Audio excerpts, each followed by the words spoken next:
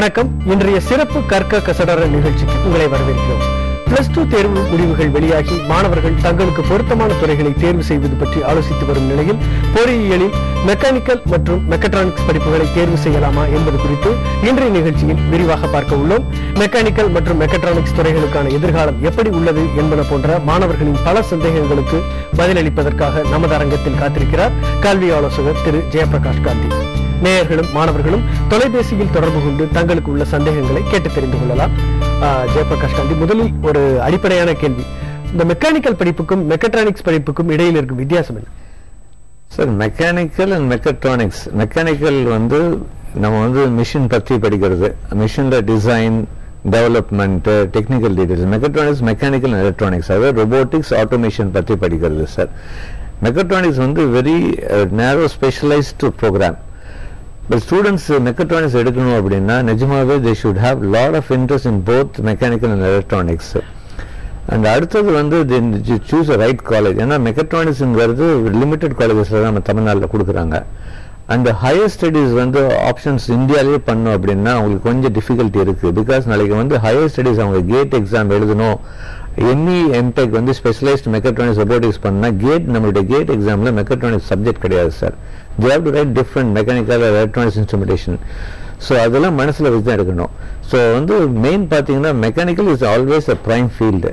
Mechatronics வந்து subsidy of secondary field of mechanical and electronics. மெக்கட்ரானிக்ஸில் மெயினாக வந்து they'll learn about the automation in the mechanical industries. அப்புறம் இருக்கும் ஒரு முக்கியமான சந்தேகம், இந்த படிப்புகளை பெண்கள் தேர்வு செய்யலாமா என்பது பல்வேறு தரப்பினரின் கேள்வியாக இருக்கிறது. நீங்கள் என்ன நினைக்கிறீங்க? நான் வந்து சார், இன்னைக்கு யாராவது ஒரு பொண்ணு வந்து நான் +2 முடிச்சிருக்கேன், சயின்ஸ் குரூப் எடுத்திருக்கேன், இன்ஜினியரிங் எடுக்கணும் அப்படின்னா ஃபர்ஸ்ட் என்ன ப்ரிஃபரன்ஸ்னா மெக்கானிக்கல் தான் சொல்லுவேன். கேர்ள்ஸுக்கு நான் வந்து பெண்களுக்கு மிகப்பெரிய வாய்ப்புகள், ஆண்களோட பெண்களுக்கு மிகப்பெரிய வாய்ப்புகள் மெக்கானிக்கல்ல உள்ளது. காரணம் வந்து சார், இன்னைக்கு வந்து பாத்தீங்கன்னா உதாரணத்துக்கு ஒன்று சொல்றேன். யூனியன் பப்ளிக் சர்வீஸ் கமிஷன் அவங்க வந்து IAS exam, Indian engineering service exam ஒரு அட்வர்டைஸ்மெண்ட்டே கொடுத்தாங்க. நம்முடைய நாடு சுதந்திரம் பெற்று பப்ளிக் சர்வீஸ் கமிஷன் முதல் தடவை இந்த மாதிரி ஒரு அட்வர்டைஸ்மெண்ட் பார்த்தா ரொம்ப ஆச்சரியமா இருந்தது. அந்த இந்தியன் இன்ஜினியரிங் சர்வீஸ்ல என்ன சொல்றாங்க, அதாவது கவர்மெண்ட் வந்து ஆண் பெண் சரிவிகிதம் வந்து இண்டஸ்ட்ரியில இருக்கணும், பெண்கள் வந்து கண்டிப்பா அப்ளை பண்ணுங்க, முக்கியத்துவம் கொடுப்போம்னு சொல்லியிருக்காங்க. ஏன் அப்படின்னா மெக்கானிக்கல் பிரிவுல 8% பெண்கள் தான் வேலை செய்யறாங்க. நல்லா கவனிங்க, நம்ம வந்து 1,69,000 பேர் மேல போன வருஷம் இன்ஜினியரிங்ல கவுன்சிலிங்ல அண்ட் மேனேஜ்மெண்ட்ல ஜாயின் பண்ணி மெக்கானிக்கல் மொத்தம் எத்தனை பெண்கள் தமிழ்நாட்டில் போன வருஷம் எடுத்தாங்க அப்படின்னா 100க்கு குறைவாக தான் எடுத்திருக்காங்க. ஒரு பக்கம் பாத்தீங்கன்னா கவர்மெண்ட் வந்து ஆண் பெண் சரிவிகிதம் இருக்கணும் ஒவ்வொரு இண்டஸ்ட்ரியும் வரும். பட் வெறும் 69 பெண்கள் 64 பெண்கள் தான் ஜாயின் பண்ணிருக்காங்க. பெண்களுக்கு மிகப்பெரிய வாய்ப்பு இருக்கு. இன்னைக்கு நிறைய இண்டஸ்ட்ரீஸ், நிறைய ரெக்ரூட்மெண்ட்ல வந்து நீங்க பாத்தீங்கன்னா நிறைய காலேஜஸ்ல மெக்கானிக்கல் போகும்போது பெண்கள் அப்படின்னா நிறைய சலுகை கொடுத்து இமீடியட்டா ஜாப் கொடுக்குறான். ஆண்களுக்கு அப்படின்னா aptitude test, regular recruitment process. பெண்களுக்கு வந்து விதிமுறை விலக்கு பண்ணி அவங்களுக்கு வந்து ஆப்பர்ச்சுனிட்டி கொடுக்குறாங்க. ஸோ பெண்களுக்கு மிகப்பெரிய வாய்ப்புகள் மெக்கானிக்கல்ல இருக்கு சார். தைரியமா எடுக்கலாம் சார். இப்போ மெக்கட்ரானிக்ஸ் படிப்பை பொறுத்த வரைக்கும் மிக குறைவான வாய்ப்புகள், கல்லூரிகளை தேர்ந்தெடுப்பதில் உயர் படிப்புகளில் மிக குறைவான வாய்ப்புகளை இருப்பதாக தெரிவித்தீர்கள். ஆனால் ஒரு 4 ஆண்டுகளுக்கு பிறகு அவர்கள் படித்து முடித்து வெளியில் வரும்போது உயர்கல்விக்கான வாய்ப்புகள் வேறு மாதிரியாக இருக்கலாம், வேலை வாய்ப்புகள் வேறு மாதிரியாக இருக்கலாம். ஆகவே எதிர்காலம் அந்த படிப்புக்கு எப்படி இருக்கும்? இருக்கு சார். அதாவது ஒரு நல்ல நம்ம ஏதாவது ஒரு பையன் வந்து மெக்கானிக்கல் எடுக்கிறதா மெக்கட்ரானிக்ஸ் எடுக்கிறதா டெஃபினட்டா ஃபர்ஸ்ட் பிரைமரி ஃபீல்ட் தான் சொல்வேன். மெக்கட்ரானிக்ஸ் வந்து மோர் related with robotics and automation. நம்ம வந்து நம்மளுடைய கண்ட்ரி வந்து லேபர் ஓரியன்டட். இப்போ நீங்க பாத்தீங்கன்னா very few companies like Robert Bosch அந்த மாதிரி கம்பெனிஸ் தான் வந்து அந்த மெக்கட்ரானிக்ஸ் ஸ்டூடெண்ட்ஸ் வந்து அவங்க ரெக்ரூட் பண்றாங்க. அது வந்து இப்போ ஸ்டூடெண்ட்ஸ் வந்து நீங்க பாத்தீங்கன்னா நிறைய பேர் வந்து இந்த mechanics almost 70% of students get placed in IT industry. Limited number of students only get placed in a core company. So mechatronics எடுக்கிறவங்க வந்து நல்லா புரிஞ்சுக்கணும். அவங்க வந்து இன்டெப்த் நாலேஜ், இன்டெப்த் வந்து அவங்க அந்த communication skills, soft skills develop பண்ணி கம்பெனிக்கு வேண்டிய அளவுக்கு அவங்களுடைய நாலேஜ் பண்ணிருந்தா கண்டிப்பா இருக்கு. 4 வருஷம் கழிச்சு எப்படி இருக்கு அப்படின்னாலும் இதே தான் கண்டினியூ ஆக போகுது சார். ஏன்னா ஐஐடி வந்து அவங்க தான் கேட் எக்ஸாம் நடத்துறாங்க.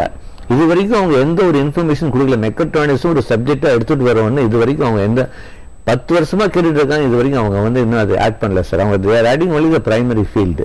ஸோ வந்து மெக்கட்ரானிக்ஸ் எடுக்கிறவங்க ஒன்று அப்ராட் போற மாதிரி இருந்தா, அப்ராட்ல நான் வந்து யூஎஸ்ல இல்லையோ ஜெர்மனிலயோ ஜெர்மனில நல்ல வாய்ப்பு இருக்கு. இது மாதிரி நான் போயிட்டு ஹையர் ஸ்டடிஸ் பண்றதா இருந்துச்சுன்னா மெக்காட்ரானிக்ஸ் எடுக்கலாம். பட் இந்தியாவில் இருக்கணும் அப்படின்னா அவங்களுக்கு வந்து ஒரே ஒரு எச்சரிக்கை, கேட் எக்ஸாம்ல மெக்காட்ரானிக்ஸ் சப்ஜெக்ட் இல்லை அப்படின்னு அவங்க மனசுல வச்சுக்கணும். நிச்சயமாக சென்னை சேர்ந்த நேயர் ஒருவர் தன்னுடைய சந்தேகங்களை கேட்டு தெரிந்து கொள்வதற்காக காத்திருக்கிறார். கார்த்திக், உங்களுடைய சந்தேகங்களை கேளுங்க. சார் வணக்கம் சார், நான் என் பேர் கார்த்திக், நான் சென்னையில இருந்து பேசுறேங்க. சொல்லுங்க. என்னோட தம்பி வந்து 178.5 கட் ஆஃப் மார்க் வந்து எடுத்திருக்காருங்க இன்ஜினியரிங். இதுல வந்து எங்க அப்பா வந்து எக்ஸர்விஸ் மேன் சார். வந்துட்டு அவருக்கு வந்து எக்ஸர்விஸ் மேன்ல வந்து எவ்வளவு ரிசர்வ்டு சீட்ஸ் வந்து இருக்குதுங்களா வந்து தமிழ்நாட்டுல? அந்த மாதிரி இருந்தாக்க எந்தெந்த மாதிரி காலேஜுங்கள்ல இருக்குது, இவ்வளவு ஃபீஸ் வந்து இருக்குது அப்படின்ற பத்தின விவரங்கள் எனக்கு வேணும் சார். 178.5 வந்துட்டு எந்த மாதிரியான காலேஜுங்கள்ல கிடைக்கும் அப்படின்ட்டு கேட்கணும் sir. Sir first of all ex service மேனுக்கு வந்து தனி செப்பரேட் கவுன்சிலிங் கிடையாது. இது வந்து ஒரு அட்வான்டேஜ். இதுக்கு வந்து ஃபிக்ஸட் நம்பர் ஆஃப் சீட்ஸ் வந்து நீங்க பாத்தீங்கன்னா ப்ராஸ்பெக்ட்ஸ்லயே போட்டுருக்காங்க எக்ஸ் சர்வீஸ் மேனுக்கு எத்தனை. இது எந்த காலேஜில் அலாட் பண்ணுவாங்க, எந்த கம்யூனிட்டி அலாட் பண்ணுவாங்க இப்போதைக்கு நம்ம வந்து அது யாராலையும் சொல்ல முடியாது. அது வந்து கம்ப்யூட்டர் அலாட்மெண்ட். உதாரணத்துக்கு ஒரு ஏ காலேஜுக்கு போன வருஷம் ex serviceman mechanical allot பண்ணியிருந்தா இந்த வருஷம் இந்த காலேஜில் எக்ஸ் சர்வீஸ் மேன் மெக்கானிக்கல் கடை இருக்குமா அப்படின்னா கண்டிப்பா இருக்காது. பிகாஸ் அது வந்து கம்ப்யூட்டர் வந்து ரேண்டம்ல வந்து அலாட் ஆகும். நான் வந்து எக்ஸ் சர்வீஸ்மேன் கோட நீங்க போறவங்க you should take it as a bonus. உள்ள போகும்போது நீங்க வந்து உங்களுக்கு எக்ஸ் சர்வீஸ்மேன் கோட அக்செப்டட் வந்துச்சுன்னா உங்களுடைய ஸ்கிரீன்ல வந்து நீங்க வந்து இப்ப நீங்க பிசி இருந்துச்சுன்னா ஓசி சீட்டு, பிசி சீட்டு, எக்ஸ் சர்வீஸ்மேன் கோட்டான்னு போட்டு அதுல வந்து இருக்கும். அதுல சப்போஸ் சீட் அவைலபிள் தான் நீங்க அது ஒரு சாய்ஸா எடுத்துக்கலாம். பட் நீங்க பாத்தீங்கன்னா minimum number of seats only available for ex serviceman. அதை பேஸ் பண்ணி எனக்கு டாப் காலேஜஸ் கிடைக்கும் அப்படின்னு தயவு செய்து இருப்பாங்க. இது வந்து ஒரு போனஸா எடுத்துக்கலாம், அவ்வளவுதான். பிகாஸ் வந்து நீங்க வந்து 552 காலேஜுக்கு வந்து நம்ம வந்து அவங்க வந்து they have to give the பிரிச்சு கொடுக்கணும். சில காலேஜ் எக்ஸ் சர்வீஸ்மேன் கோட்டாவே வராது, இல்ல சில பர்டிகுலர் கம்யூனிட்டிக்கும் வராது. ஸோ இது வந்து எல்லாம் பேஸ் பண்ணி தான் கொடுக்குறாங்க. ஸோ வந்து இந்த காலேஜில் எக்ஸ் சர்வீஸ்மேன் கோட்டா இருக்குமா இந்த வருஷம் அப்படின்னா என்னைக்கு தெரியும்னா கவுன்சிலிங் என்னைக்கு ஆரம்பிக்கிறாங்களோ ஜெனரல் கவுன்சிலிங் அன்னைக்கு தான் நம்ம அந்த இதுல பார்த்தோம்னா எக்ஸ் சர்வீஸ்மேன் கோட்டா எந்தெந்த காலேஜுக்கு எந்தெந்த பிரான்ச்சுக்கு அலாட் ஆயிருக்காங்கன்னு நமக்கு தெரியும் சார். கார்த்திக், உங்களுடைய கேள்விக்கு நன்றி. தற்போது காட்டுநாயக்கன்பட்டியைச் சேர்ந்த விஜய் என்ற நேயர் தன்னுடைய சந்தேகத்தை கேட்பதற்காக காத்திருக்கிறார். விஜய், கேளுங்க. வணக்கம் சார். வணக்கம் சார். என்னோட கட் ஆஃப் வந்து 151 மார்க் வருது சார். எனக்கு மெக்கானிக்கல் குரூப் கிடைக்குமா சார்? ஒண்ணு நல்லா புரிஞ்சுக்கோங்க. போன வருஷம் கவுன்சிலிங்ல பாத்தீங்கன்னா 55,055 சீட்டு வேக்கண்டா இருந்தது போன வருஷம் கவுன்சிலிங்ல. இந்த வருஷம் 65,000 சீட்டு மேல வேக்கண்டா இருக்க போகுது. இந்த வருஷம் அடிஷனல் 8,000 சீட்ல இருந்து 10,000 சீட் வந்து அடிஷனல் வரப்போகுது. ஆல்ரெடி துணைவேந்தரே அவர் சொல்லியிருக்காரு 10,000 சீட் அடிஷனல் வரதுக்கு வாய்ப்பு இருக்கு. அப்படி இருக்கும்போது யார் யாருக்கு எலிஜிபிலிட்டி இருக்கோ அத்தனை பேருக்குமே வந்து இந்த வருஷம் வந்து வாய்ப்பு இருக்கு. ஸோ நீங்களுடைய கட் ஆஃப் என்ன இருந்தாலும் மெக்கானிக்கல் கண்டிப்பாக கிடைக்கும். பட் நீங்க பண்ண வேண்டியது என்ன அப்படின்னா இன்னும் ஒரு வாரத்துல வந்து அண்ணா யூனிவர்சிட்டி வெப்சைட்ல என்ன பண்ண போறாங்க அப்படின்னா அவங்க வந்து உங்களுடைய கட் ஆஃப் படினா போன வருஷம் இந்த ஆல்ரெடி இப்ப நீங்க வந்து உங்களுடைய அண்ணா யூனிவர்சிட்டி வெப்சைட்ல நீங்க போய் போன வருஷம் கட் ஆஃப்ல என்னென்ன காலேஜ் கிடைச்சிருக்குன்னு நீங்க பார்க்க முடியும். இன்னொரு வசதி அண்ணா யூனிவர்சிட்டி பண்ண போறாங்க. இன்னொரு வாரத்துல என்ன பண்ண போறாங்க அப்படின்னா உங்களுக்கு கட் ஆஃப் போட்டு போன வருஷம் என்னென்ன ரிலேட்டட் காலேஜஸ் கிடைச்சுன்னா அந்த லிஸ்ட்டை நீங்க எடுத்துக்கலாம். அதுல நீங்க டாப் 10 காலேஜஸ் உங்க கிடைக்கிறதுல டாப் 10 காலேஜ் எடுத்து அது போய் விசிட் பண்ணி அந்த காலேஜ்ல எப்படி இருக்கு, வசதிகள் எப்படி இருக்கு, வேலை வாய்ப்புகள் எப்படி இருக்கு, ட்ரைனிங் எல்லாம் எப்படி இருக்கு, ரிசல்ட் எல்லாம் எப்படி இருக்கு எல்லாம் பார்த்துட்டு அதுல ஒரு 3-4 காலேஜ் டாப் சாய்ஸ் வச்சுட்டு கவுன்சிலிங்ல நீங்க 1-2-3 சாய்ஸ் கொடுக்கலாம். சோ அதனால கண்டிப்பா உங்களுக்கு மெக்கானிக்கல் உங்களுடைய மார்க்குக்கு கண்டிப்பா கவுன்சிலிங்ல கிடைக்கும். நன்றி விஜய். தற்போது கத்தாரை சேர்ந்த செந்தில்குமார் தன்னுடைய சந்தேகத்தை கேட்பதற்காக காத்திருக்கிறார். செந்தில், கேளுங்க. செந்தில் சார், நான் கத்தார்ல இருந்து பேசுறேன் சார். என் பையன் இப்ப +2 முடிச்சுட்டு 197.5% எடுத்திருக்கான் அக்ரிகேட். இப்ப பிஹெச்டில வந்து சாண்ட்விச் கோர்ஸ் வச்சிருக்காங்க, mechanical, production, electrical and electronics. அந்த சாண்ட்விச் கோர்ஸுக்கு எந்த அளவுக்கு ஸ்கோப் இருக்கு சார்? படிச்சு முடிச்ச உடனே அது வந்து மெக்கானிக்கலுக்கும் சாண்ட்விச் கோர்ஸுக்கும் என்ன டிஃபரன்ஸ் சார்? அதை பத்தி கொஞ்சம் தெரிஞ்சுக்கலான்னு இருக்கேன். ப்ரொடக்ஷன் இன்ஜினியரிங் அதுக்காக எப்படி என்னன்ட்டு. Right sir. சார் சாண்ட்விச் கோர்ஸ்ங்கிறது 5 இயர்ஸ் கோர்ஸ் சார். இது வந்து இத்தனை வருஷமா வந்து நம்ம வந்து பிஎஸ்ஜி காலேஜ் கோயம்புத்தூர்ல மட்டும் தான் கொடுத்துருந்தாங்க. போன வருஷம் தனியார் கல்லூரியும் பண்ணிருக்காங்க. பட் வந்து பிஎஸ்ஜி கல்லூரி பொறுத்த வரைக்கும் வந்து இது வந்து நிறைய வருஷமா பண்ணிட்டு இருக்காங்க.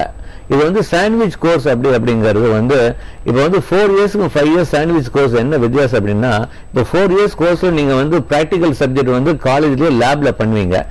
சாண்ட்விச் கோர்ஸ்ல நீங்க வெளியே போய் இண்டஸ்ட்ரி எக்ஸ்போஷர் கிடைக்கும். காலையில வந்து இண்டஸ்ட்ரிக்கு போய் நீங்க ஒர்க் பண்ணுவீங்க, மத்தியானம் உங்களுக்கு கிளாஸ் இருக்கும். அதனால ஒரு 5 இயர்ஸ். இப்போ வந்து சாண்ட்விச் கோர்ஸ் வந்து எடுக்கிறதுல தப்பு இல்லை. அதாவது எந்த ஒரு மாணவன் வந்து எனக்கு வந்து கோர் கம்பெனியில் வேலை வேணும் அப்படின்னா நீங்க சாண்ட்விச் எடுக்கலாம். But first preference should be 4 years course, அதுக்கப்புறம் தான் 5 years கோர்ஸ். நாளைக்கு கம்பெனிஸ் வரும்போது they treat both almost ஈக்குவலாக தான் ட்ரீட் பண்ணாங்க. பட் ஒரு ஸ்லைட் எட்ஜ் சாண்ட்விச் கோர்ஸ் கொடுக்குறாங்க பிகாஸ் அவங்களுக்கு ஒரு ப்ராக்டிகல் எக்ஸ்பீரியன்ஸ் சில கம்பெனிஸ். ஸோ அப்படி இருக்கும்போது எடுக்கிறது. சப்போஸ் உங்களுக்கு மெக்கானிக்கல் கிடைக்கல, எனக்கு பிஹெச்டியில் மெக்கானிக்கல் சாண்ட்விச் கிடைக்குன்னா கண்டிப்பாக எடுக்கலாம். 5 years கோர்ஸ் உங்களுக்கு மோர் ஆஃப் ப்ராக்டிக்கல் ட்ரைனிங். அதாவது நீங்க லேப், அதாவது லேப் இந்த தியரிட்டிக்கல் அண்ட் ப்ராக்டிக்கல் இருக்கு. இந்த ப்ராக்டிக்கல் வந்து லேப்ல பண்ணாம இண்டஸ்ட்ரியில போய் பண்ணுவீங்க. அடுத்தது நீங்க இந்த சாண்ட்விச் வந்து 3 ஏரியாவில் தான் கொடுக்குறாங்க. அதாவது electrical, electronics, mechanical and production, 3மே நல்ல வாய்ப்புகள் இருக்கு. ப்ரொடக்ஷன் வந்து it is subsidiary of secondary field of mechanical. First choice mechanical வச்சுக்கோங்க, கிடைக்கலன்னா ப்ரொடக்ஷன் எடுங்க, தப்பு கிடையாது. ப்ரொடக்ஷன் எடுத்து கூட நாளைக்கு வந்து நீங்க இண்டஸ்ட்ரியல் இன்ஜினியரிங், இண்டஸ்ட்ரியல் மேனேஜ்மெண்ட், ஒரு மெக்கானிக்கல் என்னென்ன பிஜி பண்ண முடியுமோ அத்தனை even production related people can do about it. But first choice you give it to mechanical, கிடைக்கலன்னா ப்ரொடக்ஷன் எடுத்துக்கோங்க. தாராளமாக சாண்ட்விச் எடுக்கலாம். சாண்ட்விச்ங்கிறது main you have more practical exposure with industry, அதான் டிஃபரன்ஸ். செந்தில், நன்றி உங்களுடைய சந்தேகங்களுக்கு. திருநெல்வேலியைச் சேர்ந்த சண்முகநாதன் தன்னுடைய சந்தேகத்தை கேட்பதற்காக காத்திருக்கிறார். சண்முகநாதன், கேளுங்க. சண்முகநாதன்,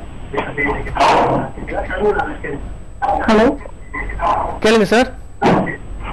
சார் மெக்கட்ரானிக்ஸ் அப்படின்னா என்னது? ஹலோ ஹலோ, கேளுங்க சார், உங்களுடைய சந்தேகத்தை கேளுங்க.